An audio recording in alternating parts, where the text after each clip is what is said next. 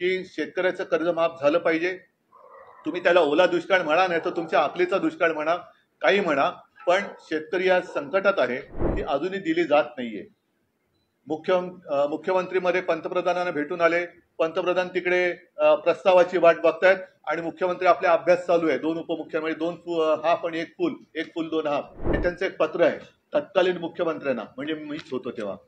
तत्कालीन मुख्यमंत्री मी जेव्हा होतो तेव्हा तत्कालीन विरोधी पक्षनेते हे आजचे सन्माननीय मुख्यमंत्री महोदय देवेंद्रजी फडणवीस होते आणि त्यांनी तेव्हा मुख्यमंत्र्यांना एक पत्र दिलं होतं। त्या पत्रातल्या 4 ओळी मी वाचतो। आता ही तारीख आहे 16 ऑक्टोबर 20 आणि परतीच्या पावसाने मराठवाडा, पश्चिम महाराष्ट्र आणि विदर्भातील अनेक जिल्ह्यांमध्ये झालेल्या प्रचंड नुकसानीबाबत आता तरी केवळ घोषणा न करता तातडीने थेट मदत देण्याबाबत, आणि त्याच्यात त्यांनी म्हटले की परतीच्या पावसाने मराठवाडा आणि विदर्भातील अनेक जिल्ह्यांमध्ये अक्षरशः हाहाकार माजवला। शेतकऱ्यांचे अतोनात नुकसान झाले आहे। मदतीसाठी तो अर्ज करत आहे। विविध वाहिन्यांवर शेतकऱ्यांचे अश्रू आणि व्यथा पाहून अतिशय वेदना होतात। या वेदना फक्त विरोधी पक्षाला नेत्याला होतात, मुख्यमंत्र्यांना होत नाही। मला झाल्या होत्या म्हणून मी तेव्हा कर्जमाफी केली होती। पण राज्य सरकारला अजूनही पाझर फुटायचे नाव नाही। पंचनाम्याचे आदेश दिलेत, या पलीकडे काहीही शब्द सरकारकडून दिला जात नाही। प्रत्यक्षात पंचनामेही होत नाहीत आणि शेतकऱ्यांना मदत तर मिळतच नाही। अन्नदात्याला पूर्णपणे वाऱ्यावर सोडून दिल्यासारखी अवस्था राज्यात आहे। हे बाकीचं सगळं पत्र आहे। आता त्यातल्या शेवटच्या ज्या 2-3 ओळी आहेत, दोनच, की नुकसानीची व्यापकता आणि सार्वत्रिक झालेले नुकसान पाहता तातडीने ओला दुष्काळ जाहीर करून दुष्काळाच्या निकषाप्रमाणे ही मदत दिली गेली पाहिजे। आपण तातडीने लक्ष घालावे ही विनंती आपला गिचमीड देवेंद्र फडणवीस। गिचमीड म्हणजे त्यांची सही आहे तसं मी म्हटलं, मला वाचता नाही आली। नाही वाचता येतं तो बघा तुम्ही सही, पण अशी हे त्यांनी त्यावेळेला दिलेलं हे पत्र आहे।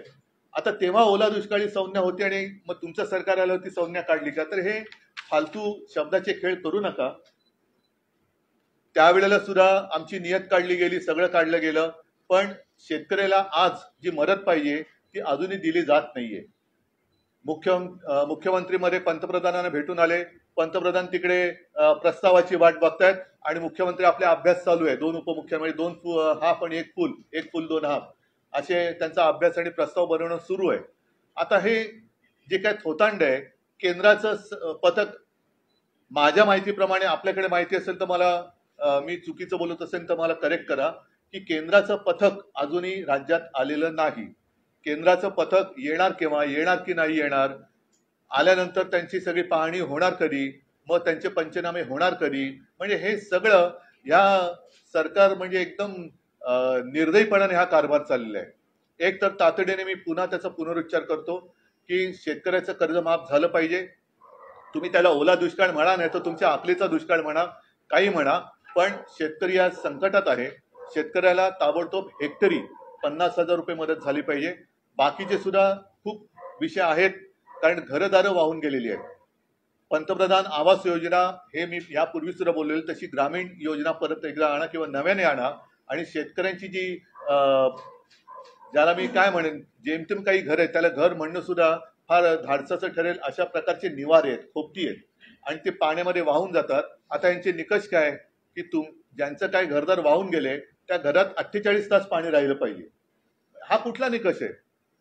तर ही जी सगळी तात्पुरत्या स्वरूपातली घरं आहेत, त्यांना नुसती डागडुजी नाही तर त्यांना पक्क्या स्वरूपाची घरं ही प्रधानमंत्री आवास योजनेतून फुकटात बांधून दिली गेली पाहिजेत।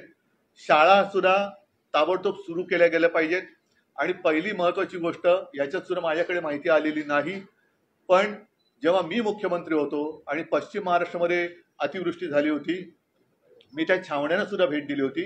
नागरिकांचं आम्ही स्थलांतर केलं होतं, त्यांना सुरक्षित ठिकाणी त्यांना निवारे उपलब्ध करून दिले होते। मग काही कॉलेजेस असतील, काही आणखीन कोणाच्या बिल्डिंग होत्या, काही ठिकाणी आम्ही छावण्या उभारल्या होत्या, त्यांना तिकडे आम्ही हलवलं होतं।